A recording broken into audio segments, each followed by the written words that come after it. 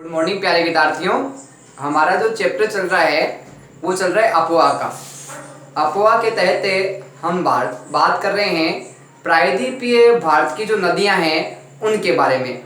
प्रायद्वीपीय भारत की जो नदियां हैं ये इनका जो जल है वो प्रमुख रूप से कुछ नदियों का जल है वो अरब सागर में गिरता है और कुछ का जो जल है वो बंगाल की खाड़ी में गिरता है। इसके साथ ही इन नदियों की कुछ विशेषताएं हैं। कुछ नदियां तो है वो वर्ष भर बहती रहती है, जबकि कुछ नदियां हैं वो पूर्णतः वर्षा पर निर्भर है। जब वर्षा होती है तो उन्हें पानी की अधिकता रहती है और जब वर्षा नहीं होती तो वो नदियां हैं वो कुछ कम पानी के कारण क्या धाराओं के रूप में बहने लग जाती है।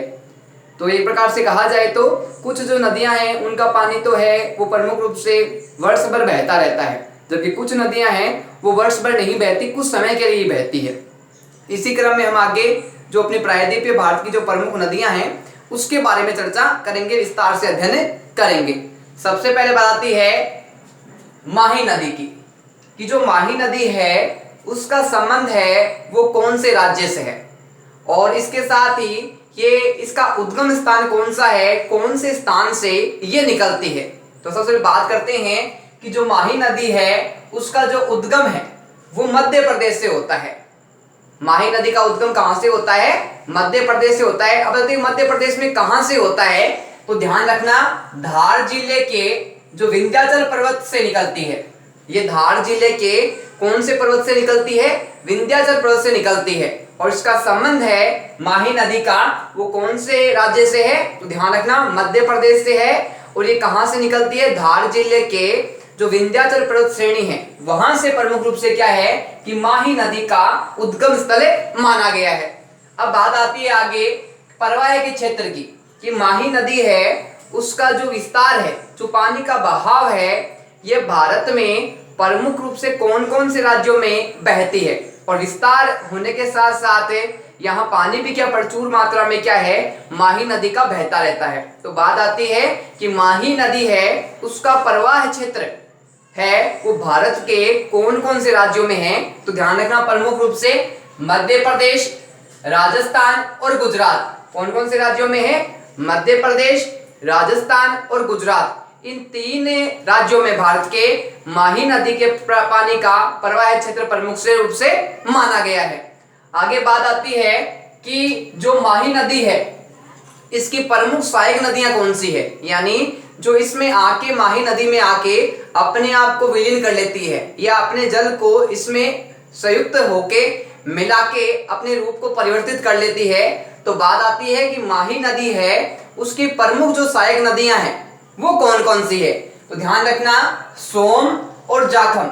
सोम नदी और जो जाखम नदी है ये जो माही नदी है इसकी प्रमुख रूप से क्या है सहायक नदी मानी गई है, यानी इनका जल भी किन में आके मिल जाता है? माही नदी में आके मिल जाता है और माही नदी के जल का विस्तार है वो और अधिक हो जाता है।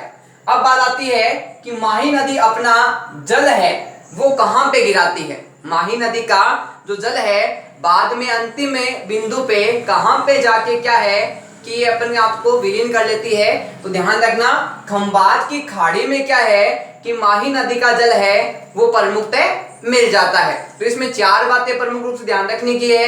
सबसे पहले बात है कि ये जो नदी है इसका जो उद्गम है वो कहां से हो रहा है? धार जिले के विंध्याचल पर्वत से प्रमुख रूप से इसका होता है उद्गम।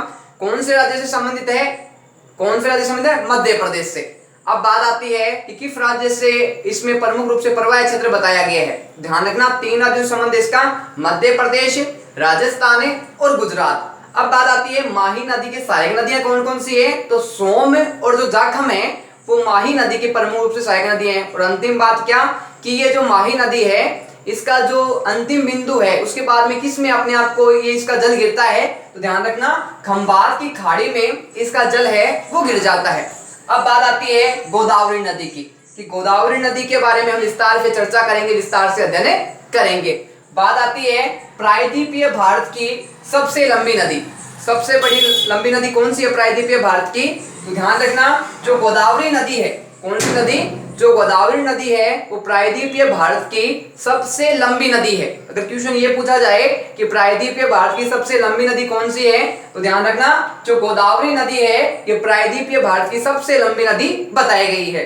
बात आती है कि गोदावरी है उसका जो उद्गम स्थल है वो कौन सा है, तो ध्यान रखना जो गोदावरी नदी है उसका जो उद्गम स्थल है वो नासिक जिले के त्रंबक पहाड़ी से, कहां से है, नासिक जिले में जो त्रंबक पहाड़ी है वहां से क्या है गोदावरी नदी का उद्गम स्थल माना गया है।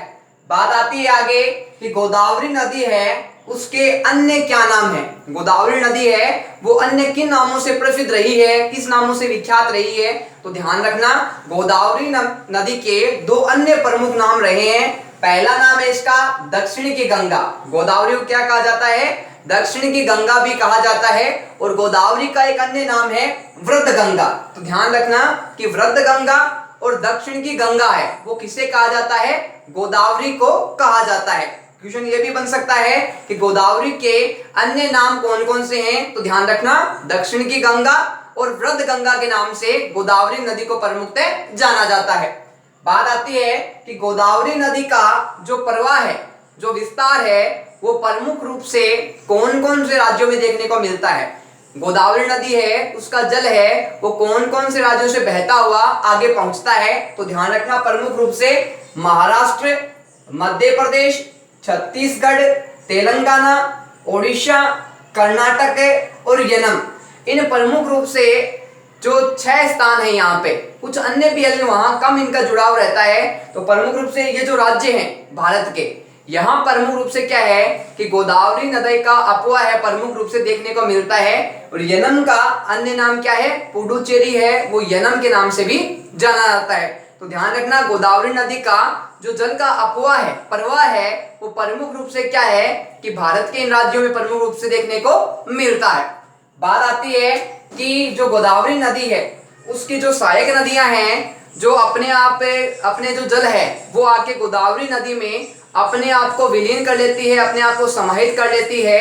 तो ध्यान रखना प्रमुख रूप से जो इसकी सहायक नदियां हैं वो है दुधना, पूर्ण, पेन, गंगा, वनगंगा, इंद्रावती, सेलूरी, प्राणहिता, मजीरा। प्रमुख रूप से ये जो गोदावरी नदी है इनकी प्रमुख रूप से सहायक नदियां हैं जो आके किस में गिरती है, गोदावरी में गिरती है। और गोदावरी में गिरने के कारण क्या है कि गोदावरी नदी का जल का विस्तार है वो अत्यधिक हो जाता है। तो गोदावरी नदी है इसमें प्रमुख रूप से कुछ बातें अपन को ध्यान रखनी है। कौन कौन सी, सबसे पहले आती है कि प्रायद्वीपीय भारत की सबसे लंबी नदी कौन सी है, गोदावरी नदी है। दूसरी बात है कि प्रमुख रूप से इसका जो उद्गम स्थल माना गया है वो कौन सा माना गया है, नासिक जिले के जो त्रंबक की पहाड़ी है वहां से इसका प्रमुख है उद्गम स्थल माना गया है। फिर बात आती है कि प्रमुख रूप से इसके जो अन्य नाम है वो कौन कौन से हैं, इसे दक्षिण की गंगा और वृद्ध गंगा भी कहा जाता है।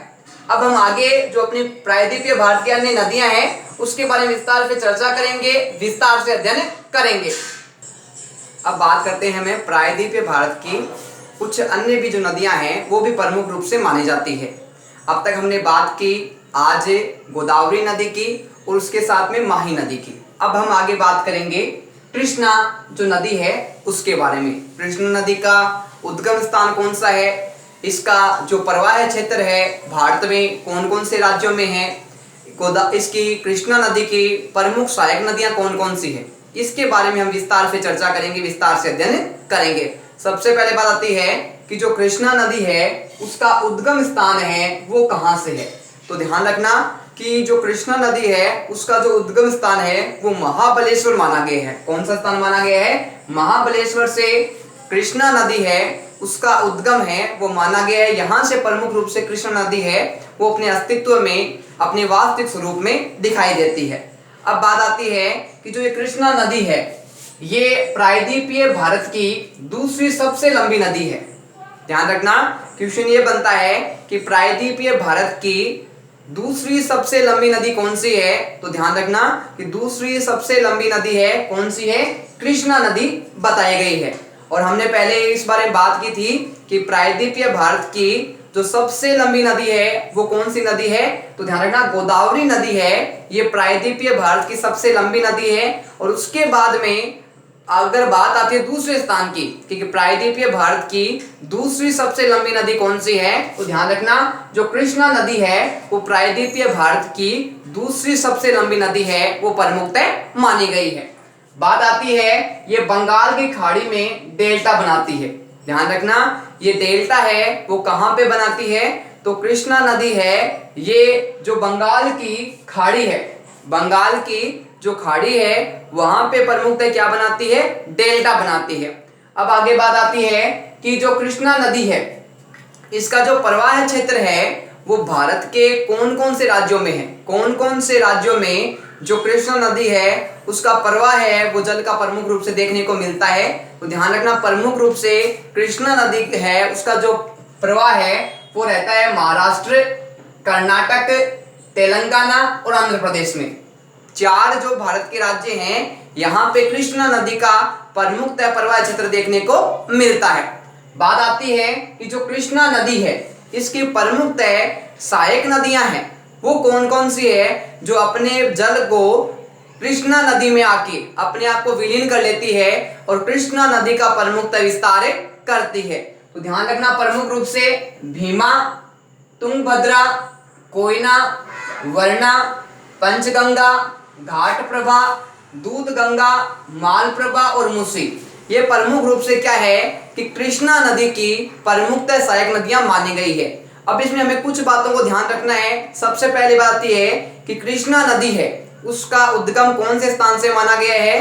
तो ध्यान रखना महाबलेश्वर से कृष्णा नदी का उद्गम स्थान है वो प्रमुख रूप से माना गया है। इसके बाद में बात आती है कि प्रायद्वीपीय भारत की जो दूसरी सबसे लंबी नदी वह है वो कौन सी है? तो ध्यान रखना प्रायद्वीपीय भारत की सबसे लंबी नदी तो थी गोदावरी नदी और दूसरा स्थान किसका आता है? कृष्णा नदी का आता है। बात आती है कि ये डेल्टा कहां बनाती है? तो ध्यान रखना बंगाल की जो खाड़ी है वहां पे कृष्णा नदी है वो प्रमुखतः किसका निर्माण करती है? डेल्टा का निर्माण है प्रमुख रूप से करती है। अब इसके बाद बात आती है कि इसका जो प्रवाह है कृष्णा नदी का ये प्रमुख रूप से कौन कौन से राज्यों में देखने को मिलता है? तो प्रमुख रूप से तो चार राज्य हैं उनमें कृष्णा नदी का विस्तार प्रमुख रूप से प्रवाह है वो देखने को मिलता है। और कौन कौन से राज्य हैं ये? महाराष्ट्र, कर्नाटक, तेलंगाना और आंध्र प्रदेश, इन चार राज्यों में प्रमुखतः जो कृष्णा नदी है इसका प्रवाह है प्रमुख रूप से देखा जा सकता है। बात आती है कि इसकी जो सहायक नदियां हैं जो अपने जल को किस में विलीन कर लेती है? कृष्णा नदी में विलीन कर लेते हैं। और इसके साथ ही कृष्णा नदी के जल का विस्तार क्या हो जाता है? कृष्णा नदी का जो जल है उसका विस्तार है प्रमुखतः अधिक देखने को मिलता है। अब बात आती है आगे कावेरी नदी की कि कावेरी नदी है उसका उद्गम स्थान कौन सा है, उसका जो प्रवाह क्षेत्र है वो कौन कौन सा है और इसके साथ साथ इसकी प्रमुख सहायक नदियां कौन कौन सी है, इसके बारे में हम कुछ चर्चा करेंगे, कुछ अध्ययन करेंगे। तो बात आती है सबसे पहले कि जो कावेरी नदी है उसका जो उद्गम है वो प्रमुख रूप से कौन से स्थान से है और कौन से राज्य से इसका प्रमुख रूप से संबंध है? तो ध्यान रखना कि कावेरी नदी है उसका जो उद्गम है वो कर्नाटक राज्य से माना गया है। कावेरी नदी है उसका जो उद्गम है वो प्रमुख रूप से कौन से राज्य से माना गया है? कौन से राज्य से माना गया? ध्यान रखना कर्नाटक राज्य से। और कर्नाटक राज्य में कौन से स्थान से प्रमुख रूप से क्या है कि कावेरी नदी निकलती है? ध्यान रखना कुर्ग जिले की ब्रह्मगिरी की पहाड़ियों से। जो कुर्ग जिला है वहां पे जो ब्रह्मगिरी की पहाड़ियां हैं वहां से क्या है कि कावेरी नदी का उद्गम है वो माना गया है। दो बातें ध्यान रखनी है इसमें। सबसे पहली बात है कौन से राज्य संबंधित है जहां इसका उद्गम माना गया है? तो कर्नाटक राज्य से। अब कर्नाटक में पूछे कौन से स्थान पे? तो जो कुर्ग जिला है वहां की जो ब्रह्मगिरी की पहाड़ियां हैं वहां से क्या है कावेरी नदी का उद्गम माना गया है। अब बात आती है कि ये दक्षिण भारत की एकमात्र नदी कौन सी है? तो ध्यान रखना दक्षिण भारत की जो एकमात्र नदी है वो कौन सी नदी मानी गई है? कावेरी नदी प्रमुख रूप से मानी गई है।